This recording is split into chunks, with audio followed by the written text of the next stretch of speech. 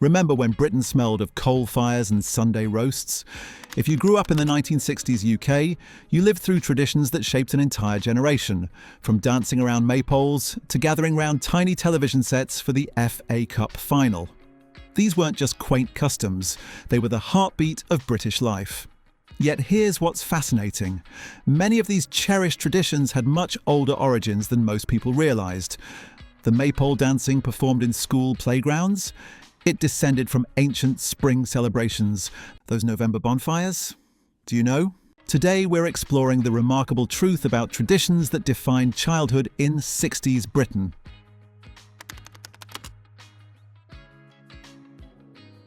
The Sunday roast stood as the undisputed centrepiece of British family life in the 1960s.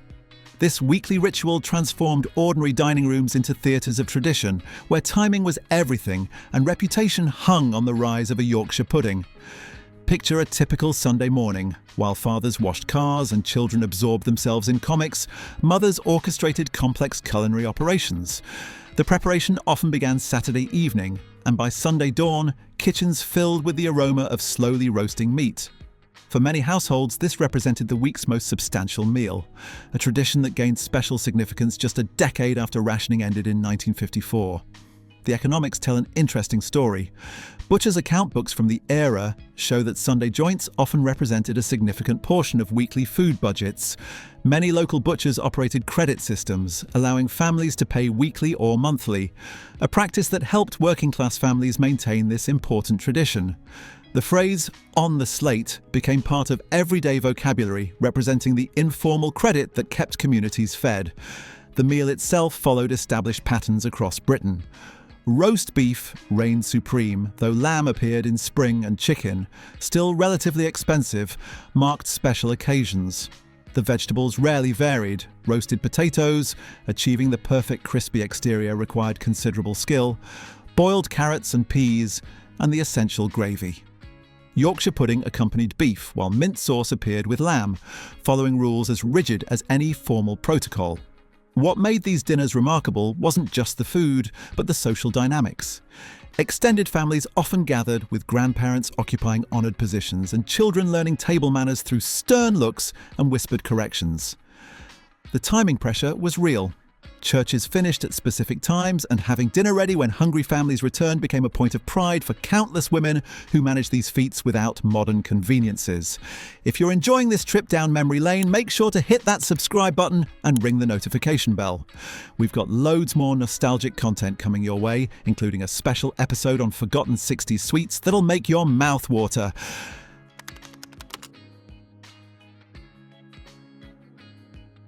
Sunday church attendance in 1960s, Britain represented far more than religious observance. It functioned as a complex social institution where community bonds formed and social standing was displayed. The statistics are striking. Church attendance remained significantly higher than today, with many communities seeing participation as essentially mandatory for respectability. The morning service followed predictable patterns. Families arrived in their Sunday best, with clothing standards that seem remarkably formal by today's standards. Men wore suits and ties regardless of occupation. Women chose their best dresses and always wore hats, while children endured uncomfortable formal wear that often included items saved specifically for Sundays. The social dynamics proved fascinating. Regular attendees had unofficial assigned seats, and newcomers quickly learned that certain pews belonged to certain families, sometimes for generations. The collection plate revealed economic disparities as it passed along rows, though discretion was paramount. Many churches operated envelope systems to spare embarrassment, recognizing that public giving created unwelcome pressure. Music played a central role, with church organs providing accompaniment for hymns everyone knew by heart. The hymn numbers displayed on boards became a focal point for bored children, who competed to spot patterns or create mathematical games. Some progressive churches began experimenting with modern music in the mid-60s, introducing guitars and contemporary songs, innovations that often split congregations between traditionalists and modernizers. The children's experience deserves special mention. Sunday schools operated in parallel, teaching Bible stories through felt boards and carefully censored illustrations. These sessions provided parents with an hour of relative peace, while volunteers, usually long-suffering women, managed crowds of restless children with limited resources. The annual Sunday school outing represented a highlight, often the only organised trip many working-class children experienced. After-church socialising followed established patterns. Congregations gathered outside, weather permitting, for conversations that mixed genuine community care with subtle information gathering. These interactions maintained social networks in an era before social media, spreading news of births, deaths, illnesses, and scandals with remarkable efficiency.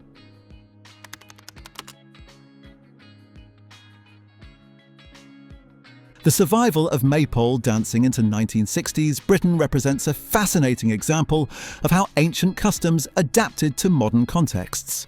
This springtime tradition, performed enthusiastically in schools across the country, combined physical education, cultural heritage, and community celebration in ways that seem remarkable from today's perspective. Schools treated maypole dancing with surprising seriousness. Physical education teachers spent weeks preparing students for May Day performances, drilling complex patterns that required coordination and memory. The ribbons, usually in bright colours that showed dirt immediately, needed careful handling to avoid tangles that could derail entire performances. The geometric patterns created by successful dances, the spider's web, the barber's pole, the plait, required precision that challenged even coordinated children. The preparation involved entire communities. Mothers sewed costumes, often from whatever materials they could afford or repurpose. White remained the preferred colour, leading to creative use of sheets, curtains, and older siblings' outgrown clothes. Flower crowns, usually made from crepe paper due to the unpredictability of British spring weather, added colour to otherwise monochrome displays. The history behind these dances fascinated some educators while troubling others. Academic studies from the period show awareness that maypoles had pre-Christian origins, though this information rarely reached participants. Some progressive educators questioned the practice, suggesting it perpetuated outdated traditions, while defenders argued it provided healthy exercise and cultural continuity. These debates usually occurred far from the village greens where communities simply enjoyed the spectacle. Weather posed the greatest challenge.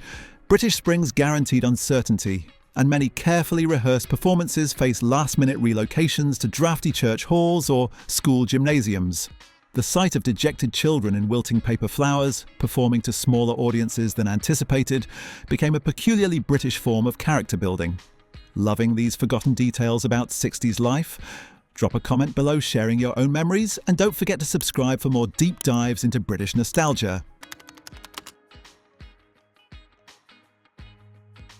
The village fair of the 1960s served as affordable entertainment when options remained limited. These events, typically tied to agricultural calendars or saints' days, brought communities together annually through established traditions. Travelling showmen followed circuits unchanged for generations, setting up stalls offering games of chance. The coconut shy, hoopla, and goldfish stalls became standard features. Prizes were modest: stuffed toys, ornaments, and those goldfish in plastic bags that became temporary pets for lucky children. The economics were straightforward. Stall holders needed profits, players understood odds favoured the house. Yet participation continued enthusiastically. Food hygiene standards differed markedly from today. Toffee apples, candy floss, and homemade cakes were sold from open stalls. The Women's Institute typically ran produce stalls, with competition for the best Victoria sponge or fruitcake creating annual rivalries. Tea tents served strong beverages in proper cups and saucers. Disposable cups hadn't reached most fairs. These events raised funds for local causes. Church roof repairs, school equipment, and village hall maintenance all benefited. The financial arrangements remained informal by modern standards, with money counted in cash boxes and recorded in handwritten ledgers. Despite this simplicity, fairs successfully funded community improvements throughout the decade, demonstrating the effectiveness of traditional organisational methods that relied on trust and local knowledge rather than formal procedures.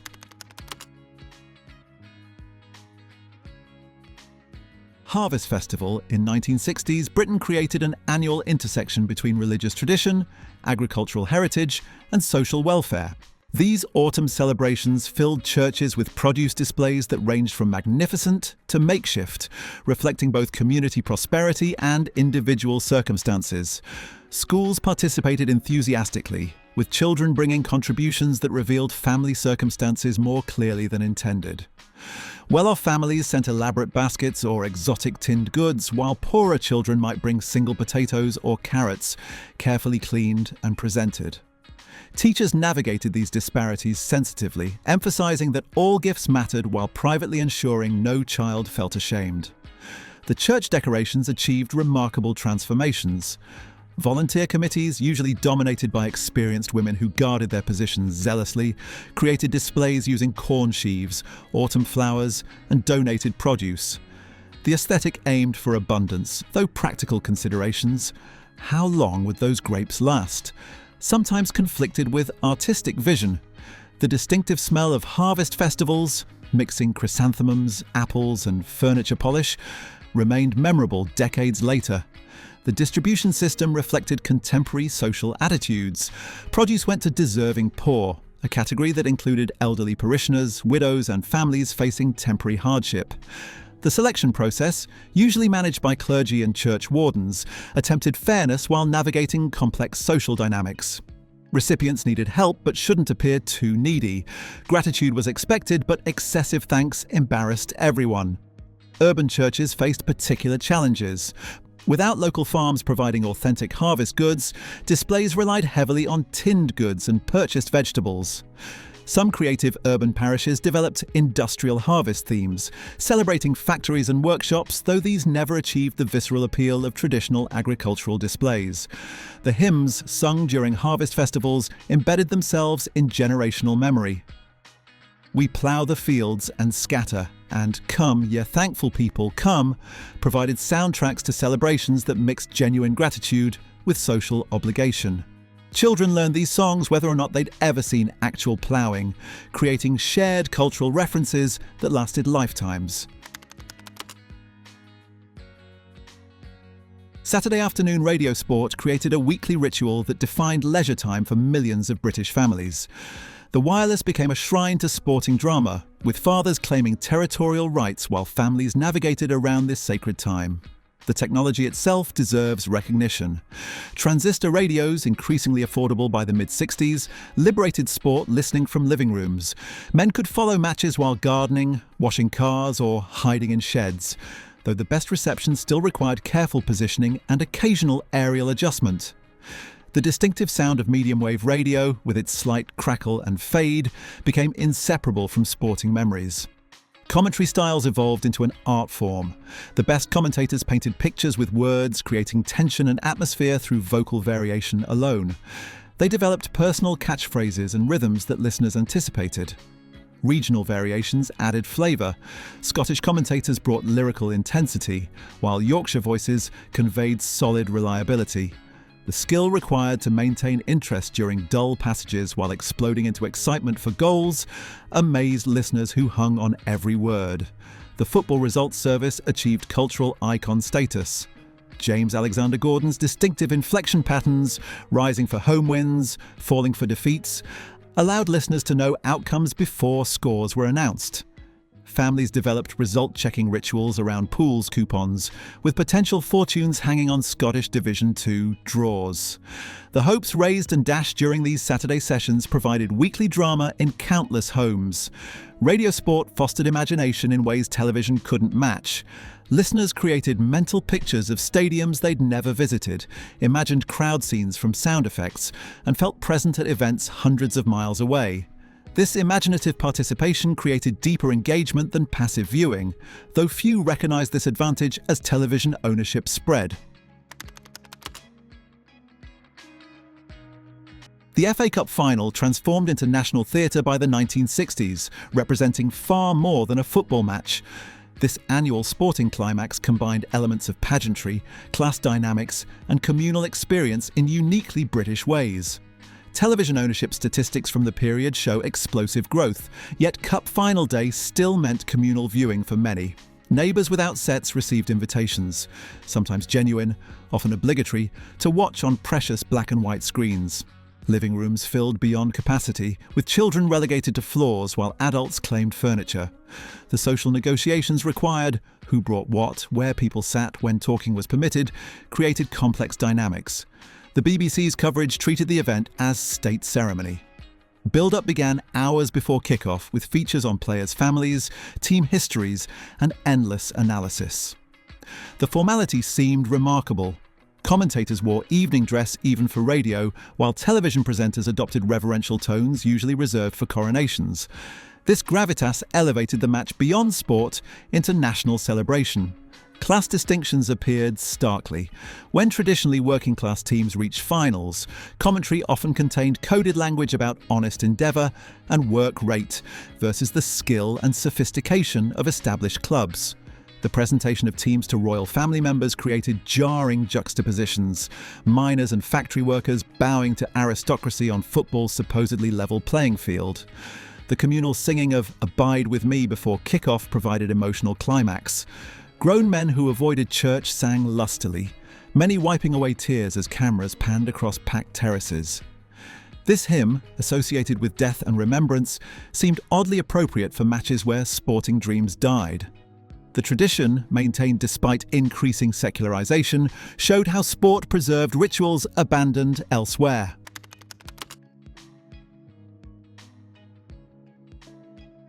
Bonfire Night in the 1960s, Britain mixed historical commemoration, community gathering, and genuine danger in ways that seem remarkable from today's safety-conscious perspective.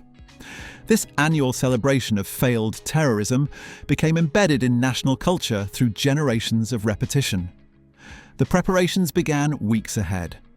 Children constructed guys from old clothes stuffed with newspaper, the quality varying enormously. Artistic families produced elaborate effigies with painted faces and careful costuming, while others managed basic human shapes. The tradition of penny for the guy, children requesting money from passers-by, provided funding for fireworks while teaching entrepreneurial skills. Competition could be fierce, with prime locations outside shops jealously guarded. Fireworks safety existed more in theory than practice. Corner shops sold explosives alongside sweets, storing them in conditions that would horrify modern inspectors. The famous standard fireworks boxes contained enough pyrotechnics for impressive displays or minor disasters. Instructions suggested safety precautions that few followed. Milk bottles served as rocket launchers, bangers flew horizontally, and children waved sparklers with abandon. Back garden displays reflected British amateur enthusiasm. Fathers who struggled with basic DIY became pyrotechnic experts for one night, lighting blue touch papers before retreating at varying speeds. Accidents were common enough that hospitals staffed extra nurses, while fire brigades dealt with shed fires and fence ignitions. Yet communities persisted, viewing minor injuries as acceptable prices for tradition. Organised displays offered marginally better safety. Local councils, round tables and scout groups managed events that mixed impressive fireworks with suspect crowd control. Ropes separated spectators from bonfires that could reach enormous heights, topped with guys that represented hours of community effort. The symbolism, burning Catholic conspirators, troubled some progressive voices, though most participants focused on spectacle rather than history.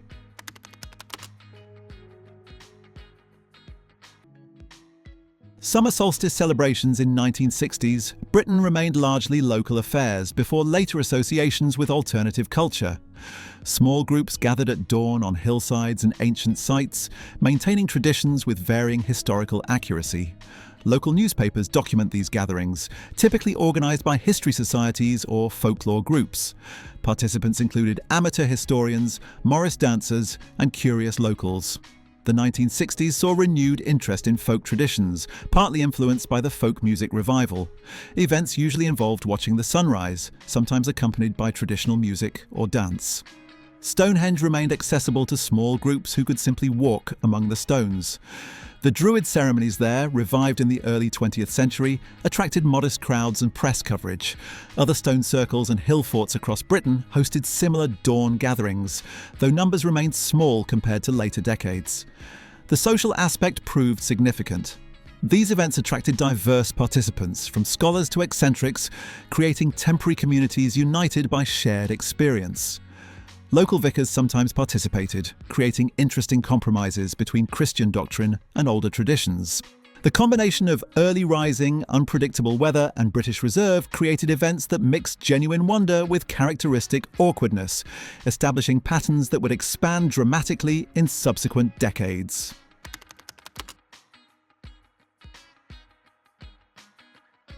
Burns Night celebrations in 1960s. England revealed interesting attitudes towards Scottish culture, class and literature. These events, honouring Scotland's national poet, spread far beyond Scotland itself, adapted by English communities with varying degrees of authenticity.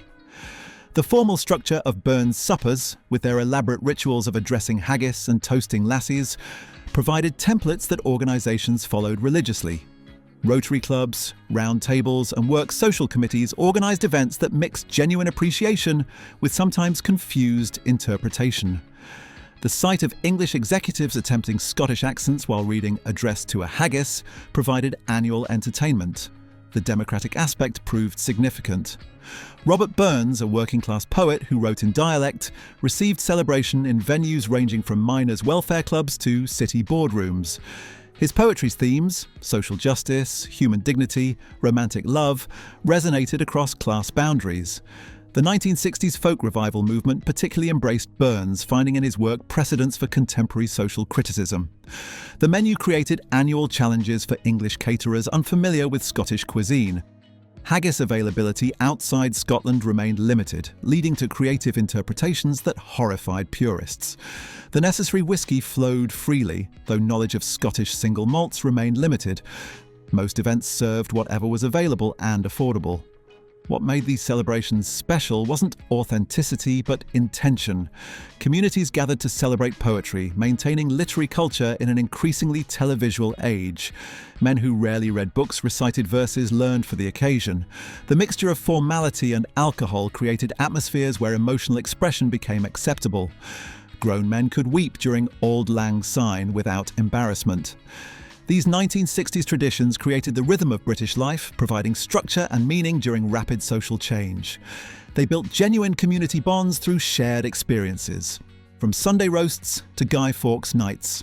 While some aspects seem quaint or problematic now, they fostered belonging in pre-digital times. These rituals taught history, literature, and social cooperation through participation rather than instruction. Understanding them explains both what we've preserved and consciously abandoned in modern Britain. Thanks for joining me on this journey through 60s Britain. If these memories resonated with you, please hit subscribe and share your own tradition stories in the comments below. What 60s ritual do you miss most? What tradition are you glad we've abandoned? Let's keep these conversations alive, because understanding where we've been helps us navigate where we're going. Until next time, keep those memories burning bright.